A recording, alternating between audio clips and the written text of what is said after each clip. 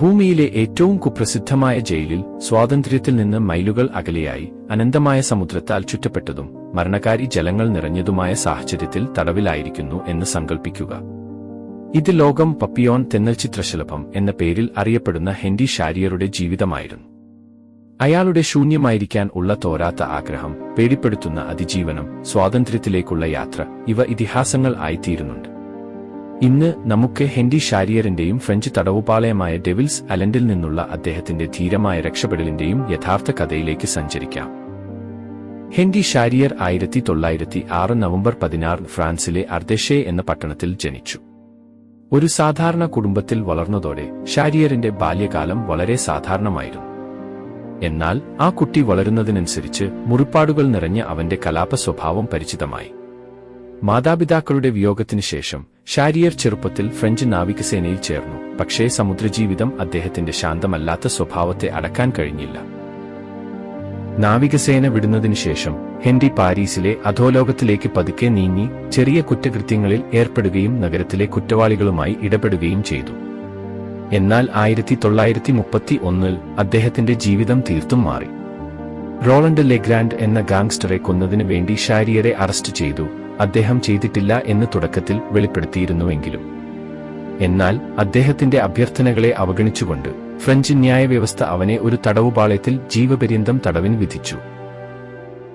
ഷാരിയറെ ദക്ഷിണ അമേരിക്കയിലെ ഫ്രഞ്ച് ഗയാനയിലെ ഒരു ദൂരപ്രദേശത്തേക്ക് അയച്ചു. ഫ്രഞ്ച് സർക്കാർ സ്ഥാപിച്ച ഈ തടവുപാളയം അതിന്റെ കഠിനമായ സാഹചര്യങ്ങളിലൂടെ പ്രശസ്തമാണ്. ആയിരക്കണക്കിന് തടവുകാർ ഇവിടെ നാടുകടത്തപ്പെട്ടു. പക്ഷേ കുറച്ചുപേരെ മാത്രമേ തിരികെ എത്തിയുള്ളൂ. ഷാരിയറിന്റെ ലക്ഷ്യം അൽസ് ഡു സാല്യൂ അല്ലെങ്കിൽ റഷ്യയുടെ ദ്വീപുകൾ ആയിരുന്നു. പക്ഷേ ചെയ്രെ ഹഡ് ഇതാണ്: ഇവിടെ എത്തിയവർ അധികവും രക്ഷപ്പെടാൻ കഴിയാത്തവരായിരിക്കുന്നു. ഹെൻറിക്ക് രക്ഷപ്പെടൽ വെറും സ്വപ്നമല്ല, ഒരു ദൗത്യമായിരുന്നു. അവൻ എത്തിയ ആ ദിനം മുതൽ ഷാരിയർ രക്ഷപ്പെടൽ തന്റെ പ്രധാന ലക്ഷ്യമായി മാറ്റി.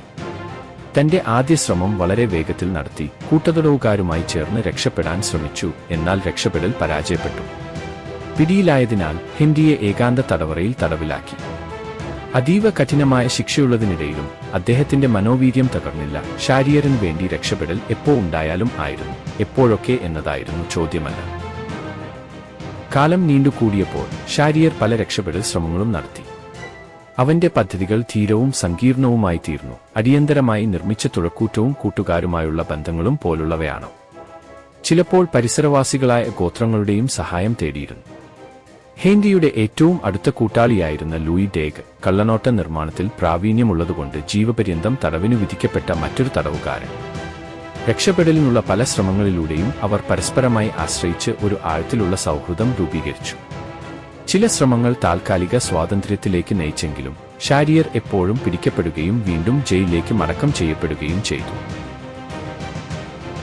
ഹെൻറി ഷാരിയറുടെ ഫ്രഞ്ച് തടവുപാളയത്തിലെ ജീവിതം അവന്റെ അടങ്ങാത്ത രക്ഷപ്പെടൽ ശ്രമങ്ങളാൽ തന്നെ നിർവചിക്കപ്പെട്ടു.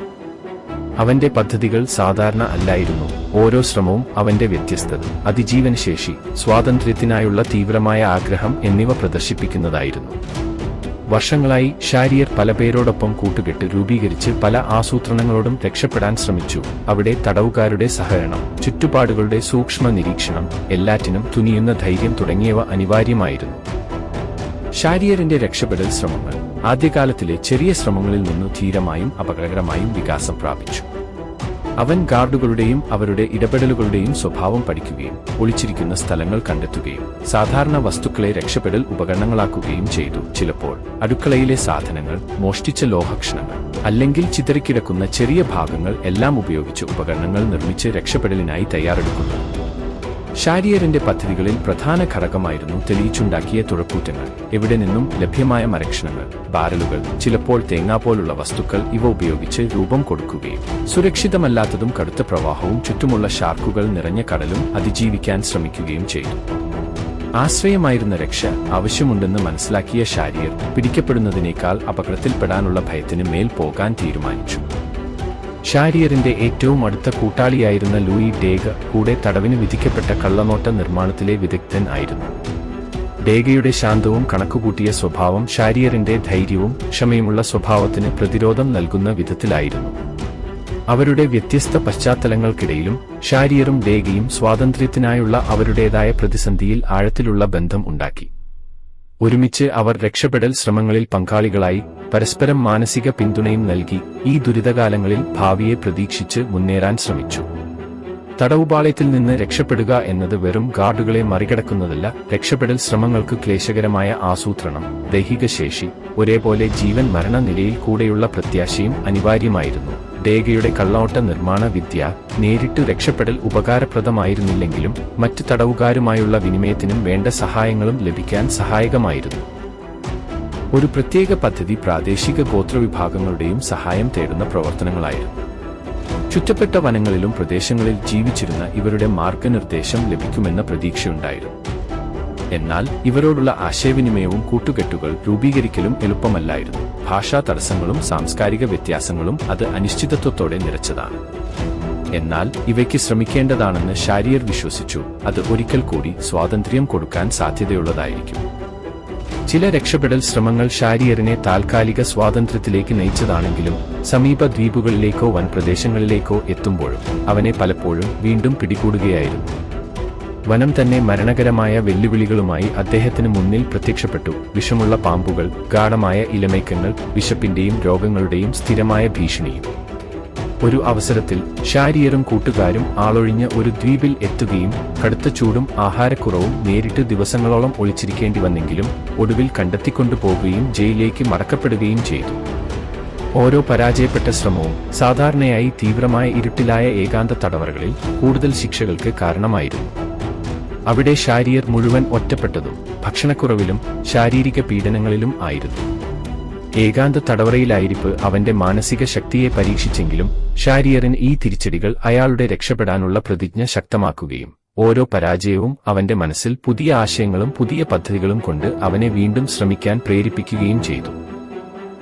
ഈ കഠിന അനുഭവങ്ങളിലൂടെയും ഷാരിയറും ഡേഗയും തമ്മിലുള്ള ബന്ധം അലിഞ്ഞുപോയില്ല. അവരുടെ സൗഹൃദം ഇരുവരും പ്രതീക്ഷയും ശക്തിയും നൽകി. ജയിലിലെ ദൈഹികവും മാനസികവുമായ ദുരിതങ്ങളെ അതിജീവിക്കാൻ അവരെ സഹായിച്ചു. ചിലപ്പോൾ ചില പദ്ധതികളുടെ യാഥാർത്ഥ്യതയെക്കുറിച്ച് ഡേഗയ്ക്കു സംശയം തോന്നിയപ്പോഴും വിശ്വസ്തതയാലും വിശ്വാസത്താലും ഷാരിയറിനെ പിന്തുണച്ചു. അവർ അനേകം കഷ്ടപ്പാടുകൾ പങ്കുവച്ചു. ഈ ബന്ധം വെറും ജീവിത സംരക്ഷണത്തിന് പുറത്തെയായിരുന്നു. അവരുടെ ബലമായ ബന്ധം പ്രതീക്ഷയ്ക്കും മനോധൈര്യത്തിനും ഒരു ശക്തിയായിരുന്നു. കാരണം അവരുടേതായി ആശ്വാസവും പ്രതീക്ഷയും പ്രദാനം ചെയ്യുന്ന മറ്റൊന്നുമില്ലാത്ത ലോകമായിരുന്നു അവരുടേത്. അവസാനം ഷാരിയർ ഒരു പതിറ്റാണ്ടോളം വിവിധ രക്ഷപ്പെടൽ ശ്രമങ്ങൾ നടത്തിയിട്ടും അവന്റെ മനോവീര്യം ഒരിക്കലും തകർന്നില്ല. അവസാനത്തിൽ ഷാരിയറെ കുപ്രസിദ്ധമായ ഡെവിൽസ് അലാൻഡിലേക്ക് അയച്ചു, തടവുപാളയത്തിന്റെ ഏറ്റവും അകലെയും കൃത്യമായ ജാഗ്രതയിലുള്ള ഭാഗം. ഫ്രഞ്ച് ഗയാനയുടെ തീരത്തുനിന്ന് ഏകദേശം 13 കിലോമീറ്റർ അകലെയുള്ള ഡെവിൽസ് അലാൻഡ് ഷാർക്കുകൾ നിറഞ്ഞ വെള്ളത്താലും അപകടകരമായ കറണ്ടുകളാലും ചുറ്റപ്പെട്ടിരുന്നു. ഇവിടെ നിന്ന് രക്ഷപ്പെടുക അസാധ്യമാണ് എന്നു കരുതിയിരുന്നു. പക്ഷേ ഹെൻറിക്ക് ഇത് മറ്റൊരു വെല്ലുവിളിയായിരുന്നു. 1944 നിരവധി തവണ പരാജയപ്പെടുകയും അനവധിയായ ശിക്ഷകൾ അനുഭവിക്കുകയും ചെയ്ത ശേഷമാണ് ഷാരിയർ ഏറ്റവും ധീരമായ പ്രണാളിക ഒരുക്കിയത്. തേങ്ങാപോലകൾ ശേഖരിച്ച് അവയെ ഒട്ടിച്ചുവെച്ച് താൽക്കാലികമായൊരു തുഴക്കൂറ്റം ഉണ്ടാക്കി ഒരുപോലെ നിർണായക ദിനത്തിൽ സമുദ്രത്തിലേക്ക് നീങ്ങി.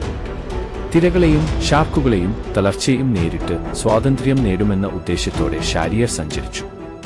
കടലിൽ പല ദിവസങ്ങൾ കഴിഞ്ഞ ശേഷം ഒടുവിൽ അദ്ദേഹം വെനസ്വേലയുടെ തീരത്ത് ഇറങ്ങി.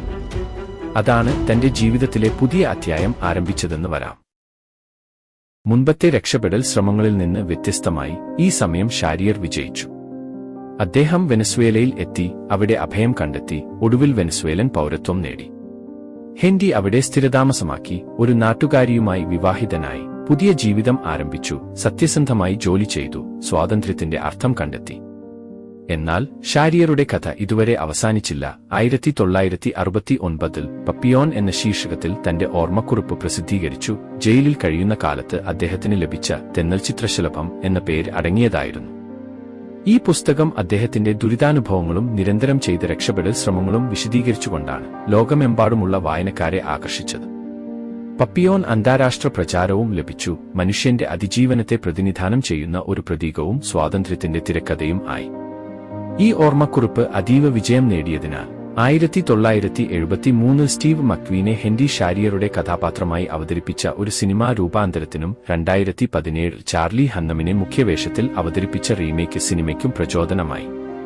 ഹാസ്യരൂപമുണ്ടാക്കിയിട്ടും ഇരുചിത്രങ്ങളും ഷാരിയറുടെ കഥയെ എല്ലാ കാലത്തും മികച്ച രക്ഷപ്പെടൽ കഥകളിൽ ഒന്നായി ശക്തമായി അടയാളപ്പെടുത്താൻ സഹായിച്ചു. ഹെൻറി ഷാരിയർ 1973 അന്തരിച്ചു, എന്നാൽ അവന്റെ ജന്മാവശിഷ്ടം നിലനിൽക്കുന്നു.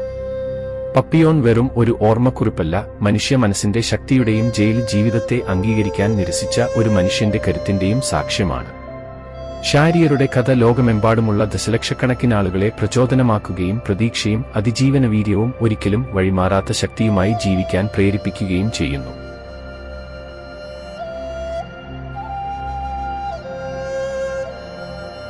കാണുന്നതിനായി നന്ദി. ഹെൻറി ഷാരിയറിന്റെ കഥ പ്രചോദനമായെന്ന് തോന്നിയെങ്കിൽ കൂടുതൽ ചരിത്രകഥകളും ഇതിഹാസങ്ങളുമായ കഥകൾക്കായി ലൈക്ക്, സബ്സ്ക്രൈബ്, ബെൽ ബട്ടൺ അമർത്തുക. അടുത്തതുവരെ ഓർക്കുക, മനുഷ്യ മനസ്സിന് ഒരു ശലഭം പോലെ ഏറ്റവും ഇരുണ്ട സ്ഥലങ്ങളിൽ നിന്നും ഉയരാൻ കഴിയുമെന്ന്.